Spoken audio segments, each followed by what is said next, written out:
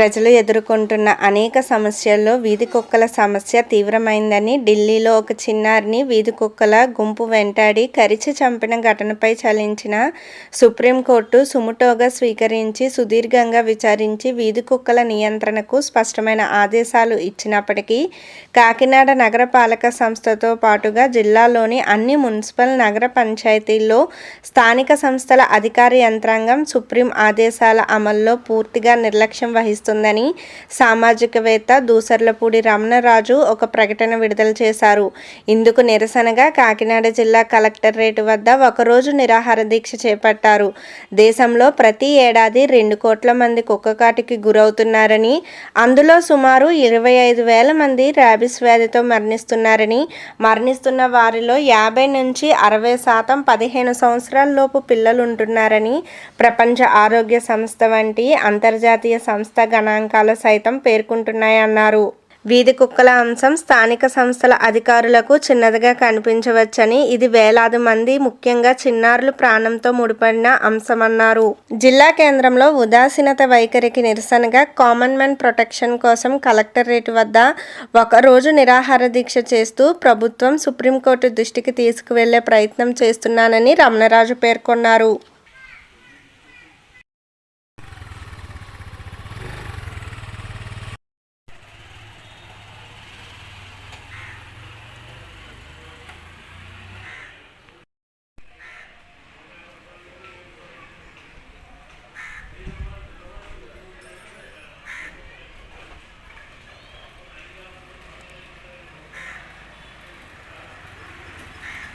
అత్యుత్తమ న్యాయస్థానం అయినటువంటి సుప్రీంకోర్టు గైడ్ లైన్స్ ప్రకారంగా భారతదేశంలో ఏ రాష్ట్రంలో అయినా, ఏ మున్సిపాలిటీ అయినా, ఏ కార్పొరేషన్ అయినా, ఏ నగరం అయినా, ఏ పట్టణంలో అయినా వీధి కుక్కలు ప్రజలకు ప్రాణాంతకంగా ఉంటే వాటిని పట్టి డాగ్ పార్కుకు తరలించాలి.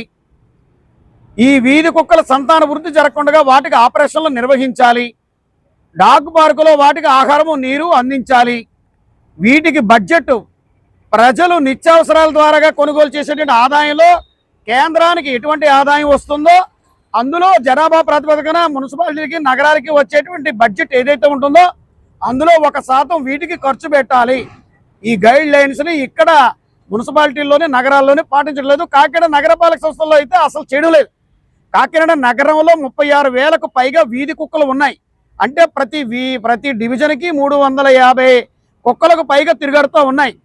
ఇళ్లలో కుక్కలు కాకుండా మరి ఈ రకమైనటువంటి వాతావరణంలో కుక్కలు కరిస్తే పరిస్థితులు ఎలా ఉన్నాయంటే, కాకినాడ ప్రభుత్వ ఆసుపత్రిలో ఏటా 6,000 నుంచి 10,000 మంది వీధి కుక్కల కాటుకు గురై ఇంజక్షన్లు చేయించుకుంటూ ఉన్నారు. ఇక్కడ ఇంజక్షన్లు దొరకకపోతే బయట కొనుక్కోవాలి. 350 నుంచి 650 అంటారు, కానీ అవి 2,000 రూపాయలు ఖరీదు చేసే కిమ్మత్తులు ఉంటాయి. ఈ రకంగా కాకినాడ జిల్లాలో బయట మార్కెట్లో దాదాపుగా 40 నుంచి 60,000 కుక్క ఘాటు ఇంజక్షన్ల వ్యాక్సిన్లు అమ్మకం జరుగుతూ ఉన్నాయి. అంటే కుక్క ఘాట్లకి ఎంతమంది గురవుతున్నారో మనకి రికార్డులు తెలుస్తూ ఉంది. కాకినాడ జిల్లాలో 5 నుంచి 10 మంది పిచ్చి కుక్కల ఘాటుకు గురయ్యి మరణిస్తున్నటువంటి దుస్థితి ఉంది. మరి కాకినాడ నగరంలో శివారులో చొల్లంగి దగ్గర ఇసుక భూములు సేకరించి 2 ఎకరాల స్థలంలో మున్సిపాలిటీ డాగ్ పార్క్ ఏర్పాటు చేయాలి. ఏళ్లవారి గరువులో సంస్థాన నిరోధక చికిత్స అని చెప్పి ఒక చిన్న ఇరుకు గదిలో కార్యక్రమం నిర్వహణ చేస్తూ 12,000 కుక్కలకు మాత్రం ఆపరేషన్లు చేశారు తప్ప మిగిలిన వాళ్ళు వదిలేశారు.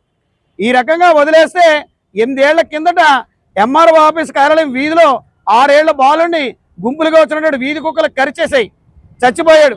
4 రోజుల కింద సామూర్తి నగర్లో పిచ్చి కుక్క 4గురిని కరిచింది. ఈ విధంగా కాకినాడ జిల్లాలో ఎక్కడ పడితే అక్కడ ఈ కేసులు కనబడతా ఉన్నాయి. జిల్లా కేంద్రంలోనే దిక్కు లేకపోతే జిల్లా వ్యాప్తంగా మిగిలిన చోట్ల ఏ రకమైన పరిస్థితులు ఉంటాయి? ఈ కాకినాడ తీరంలో అనేక భారీ ఇండస్ట్రీస్ ఉన్నాయి. వాటి నుంచి నిధులు కలెక్టర్ గారు తీసుకొచ్చి దీనికి డాగ్ పార్క్ ద్వారా ఏర్పాటు చేయొచ్చు. సుప్రీం కోర్టు గైడ్ లైన్స్ వీళ్ళు పాటించడం లేదు. అందుచేతనే ఈ యొక్క నిరసన కలెక్టరేట్ కార్యాలయం దగ్గర నిరాహార దీక్ష ఈ రోజున నిర్వహణ చేస్తూ ప్రభుత్వం దృష్టికి, సుప్రీంకోర్టు దృష్టికి తీసుకెళ్లేటువంటి ప్రయత్నం చేయడం, ప్రజల అభిప్రాయాల ద్వారా సామాజిక సూచనగా తెలియజేయడం జరుగుతూ ఉంది. దూసర్లపూడి రమణరాజు, సామాజికవేత్త.